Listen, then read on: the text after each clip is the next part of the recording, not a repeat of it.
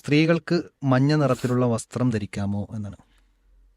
അവിടെ നമ്മൾ മനസ്സിലാക്കേണ്ടത് നിറത്തിലല്ല പ്രധാനം, മറിച്ച് ഒന്ന് സ്ത്രീകൾ അവരുടെ ശരീരം മുഴുവൻ മറയുന്നതായിരിക്കണം.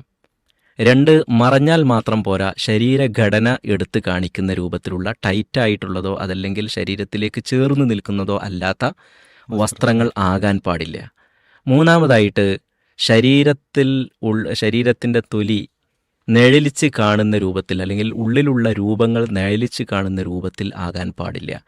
ഇത്തരം കാര്യങ്ങൾ. അതുപോലെ തന്നെ വളരെ പ്രധാനപ്പെട്ട ഒന്നാണ്, സ്ത്രീ ധരിക്കുന്ന വസ്ത്രം പുരുഷൻ്റെ വസ്ത്രമാകാൻ പാടില്ല, അഥവാ പുരുഷനോട് സാദൃശ്യമുള്ള വസ്ത്രമാകാൻ പാടില്ല.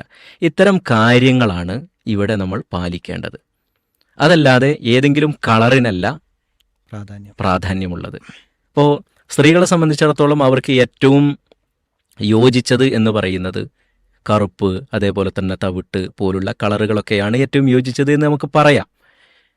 മറിച്ച് മഞ്ഞ, കടും ചുവപ്പ് പോലുള്ള കളറുകളൊക്കെ ആകർഷിക്കപ്പെടുന്ന കളറുകളാണ്. ഒരു വേള ആ ചോദ്യത്തിന്റെ ഉദ്ദേശം അതായിരിക്കാം, മറ്റുള്ളവർ പെട്ടെന്ന് ആകർഷിക്കപ്പെടുന്ന രൂപത്തിലുള്ള ഒരു കളറ് ഉപയോഗിക്കാൻ പറ്റുമോ? അത്തരം കളറുകൾ, ആകർഷിക്കപ്പെടുന്ന കളറുകൾ ഒഴിവാക്കുക തന്നെയാണ് സ്ത്രീകൾ ചെയ്യേണ്ടത്. പ്രായപൂർത്തിയായ, നമ്മൾ ചെറിയ കുട്ടികൾക്കൊക്കെ വേണമെങ്കിൽ നമുക്ക് ധരിപ്പിച്ചു കൊടുക്കാം.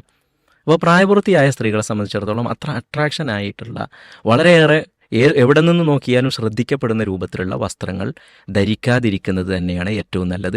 എന്നാൽ ഹറാമാണ് എന്നല്ല, കൃത്യമായി നിയമങ്ങളൊക്കെ പാലിച്ചുകൊണ്ട് ധരിക്കുന്നതാണെങ്കിൽ അനുവദനീയം തന്നെയാണ്. പക്ഷേ ഒഴിവാക്കലാണ് ഏറ്റവും ഉത്തമമായിട്ടുള്ളത് എന്നതാണ് ശരി.